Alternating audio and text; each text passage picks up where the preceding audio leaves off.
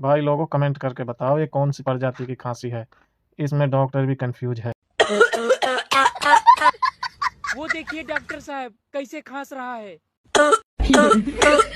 इसकी माँ का। देखा डॉक्टर साहब, ऐसे ही खांसता रहता है दिन भर। इसका खांसी किसी तरह से ठीक कर दीजिए। अबे तू टेंशन मत ले, आज साले को ऐसा इंजेक्शन लगाऊंगा कि जिंदगी भर के लिए खांसी चला जाएगा। तुम इसका पैर पकड़ो।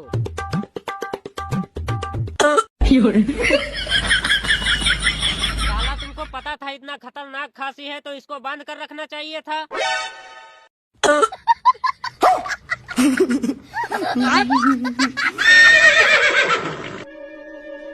और अभी तो रुको, क्लाइमैक्स अभी बाकी है।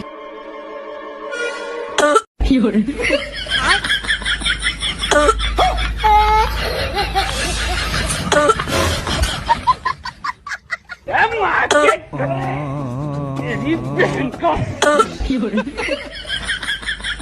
मेरी बहन